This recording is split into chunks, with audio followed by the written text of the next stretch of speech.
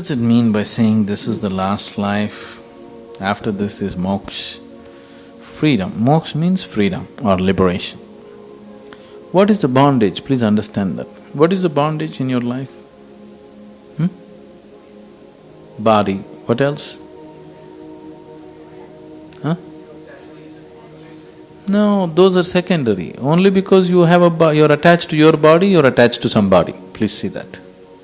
If you're not attached to this body, you will not be attached to any body. It's not possible.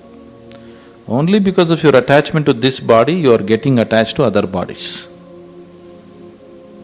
You say, my family. The only thing that you know actually about them is their body. Please see.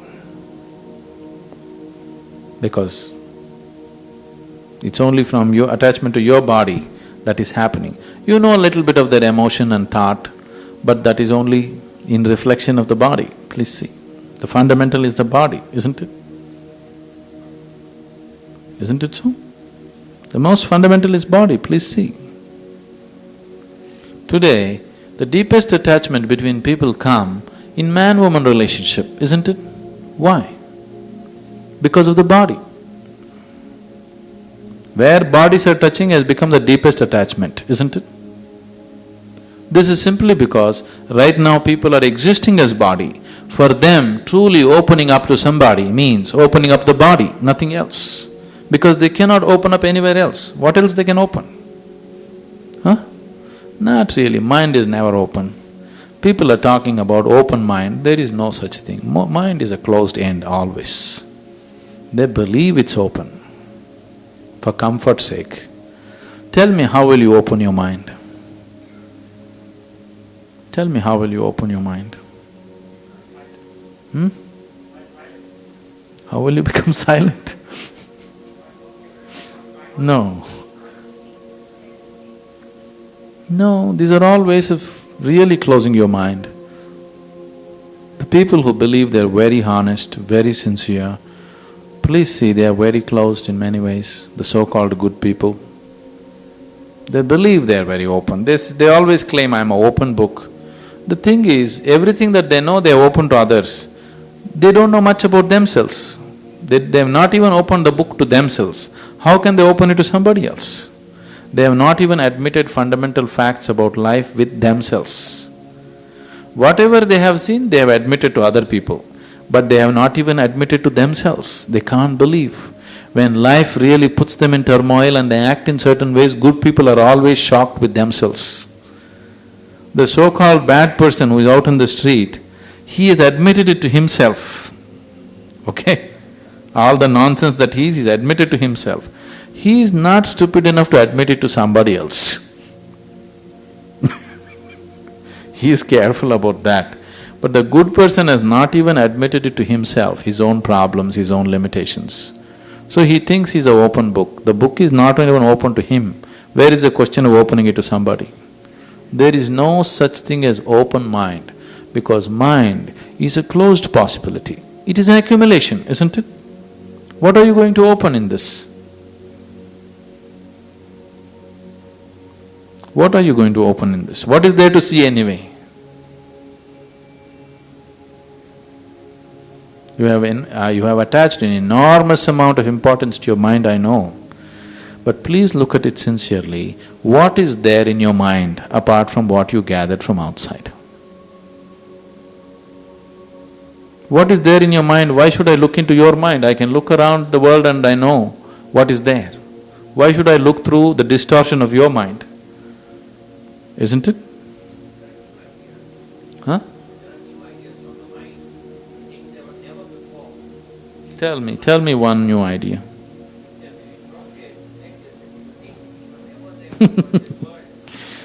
No, you're very mistaken. Electricity was always there in your body, every moment. Your body doesn't move a limb without electricity. One beat does not happen without electricity. If you just looked in, you would know electricity very easily, okay? You're talking about internet. Internet has always been there. For example, I'm completely uneducated, if you ask me, spiritually. I have never read anything, I've kept myself away from all scriptures always. But never have I been ever put into a situation where I have to think what to do. I always know what to do. Because there is an internet of its own. If you are open, it's always available. The internet was always there, only now you're, transmitting other kind of information on your internet. Otherwise, internet has always been there, much bigger than the net that you have. Everything that's worth knowing is right here.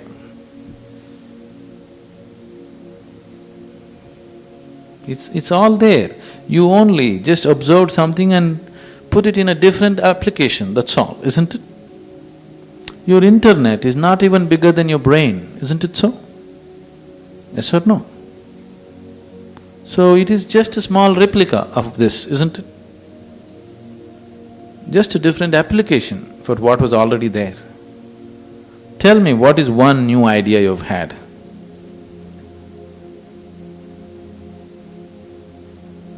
Everything that creation has, you are just imitating in small ways, that's all, isn't it?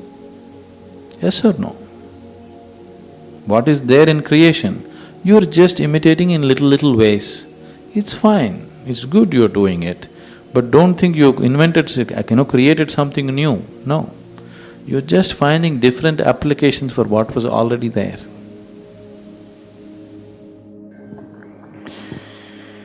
Say, now using this analogy of four wheels of the car,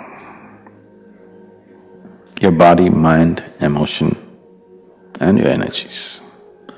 Your life energies will always, invariably be in the direction of life. Life will be its priority, always. To a large extent, that is so with the body also. Body also always in the direction of life. In your mind, you may believe all kinds of stupid philosophies. You may think to be or not to be. This is all mental nonsense. You just close your mouth, hold your nose for 2 minutes and see. Body will say to be, to be, to be. There's no not to be. Yes or no? Because body is life-oriented. Life energies are 100% life-oriented, body is largely life-oriented, mind can freak out on anything. Mind is a lie. Every day it'll tell you something and make you believe it, tomorrow it'll make you feel like a fool for what you believed yesterday. Isn't it so? Hasn't it done to you any number of times? But you don't learn. So, now the thing is, shall we put our life energies in the direction of our mind, or shall we put our mind in the direction of our life energies? Tell me, what shall we do? What should we do? Center them? Now you are like this. Once there was a man who was riding a motorcycle, He prided himself to be a, new motorcycle, he's enjoying it. He and his friend are riding. Then he saw a kind of gateway where there were two lights and he told his friend, see, I'll take the motorcycle between the two lights. From a distance, the lights were so narrow, the friend is for the first time sitting on a motorcycle, he got terrified. Between such a narrow light you're going to take, actually a whole road is passing, but from a distance it looks like they're like this. Then full speed he went through the gateway, very excited. Then they saw again two lights. And he told the friend, see, once again I'll go through these lights. And again he went. And both of them met in hell, because that was a truck. So don't take the in-between way always, that's not the way. Okay, every time you can't go through them. Shall we go in the direction of life energies or in the direction of your mind? Mind is eternally confused. The more intelligent you are, the more confused you are. I want you to know this. Only an idiot is dead sure about everything. Idiots are always dead sure about everything.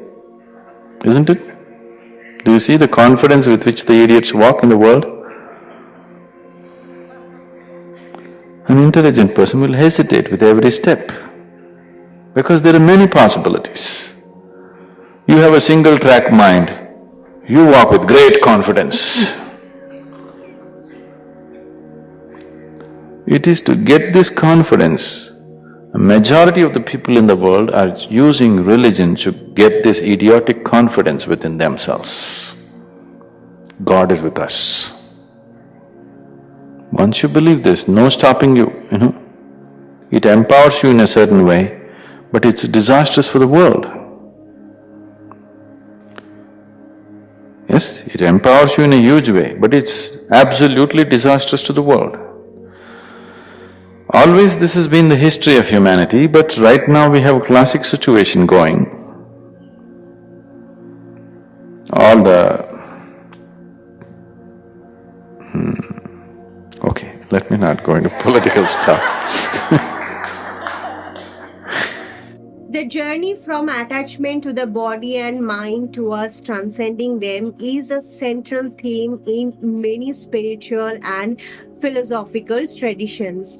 Let me try to unpack a general perspective further. In our default state, we tend to be heavily identified with and attached to our physical body, mental processes like thoughts, emotions, egos, etc. These attachments lead to a sense of self that is limited to the transient, changing nature of the body and our mind. While we cling to the body and mind, seeking to gratify their needs and protect them from harm, which can cause suffering. Many spiritual and philosophical frameworks suggest that true self or essence of who we are is not limited to the mind or the body. Through practices like meditation, contemplation, and self inquiry, we can begin to recognize the deeper and more fundamental aspects of our being that transcend the body and our mind.